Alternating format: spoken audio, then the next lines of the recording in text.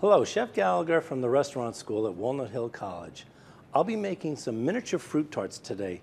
Have you ever been to a wedding where they had a nice buffet set up and you saw all these little miniature desserts and you saw those little miniature fruit tarts and you're like, oh, if I could only make those at home, that would be great. Well, today we're going to be making them.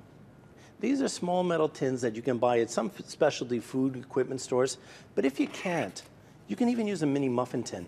Just line the inside of them with a dough. Once they're in there nice and thin, pat them out really well.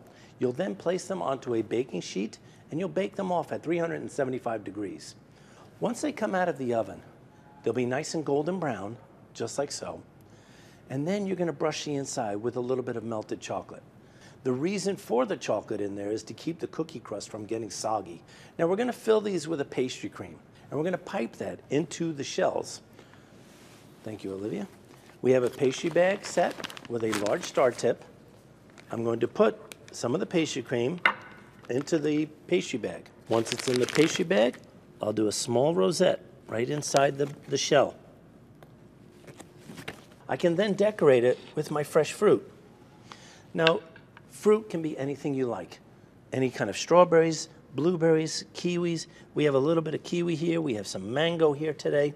We'll put a little bit of this, maybe a few slices of strawberries, and then you're going to brush them down. Now you do want to seal them because otherwise the fruit can look a little nasty after it sits a little while.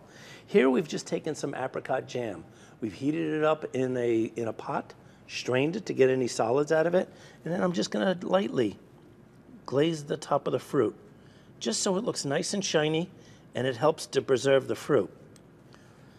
After I get all my tarts done, I can then put them on a platter, serve them down in front of my guests, and just listen to the applause.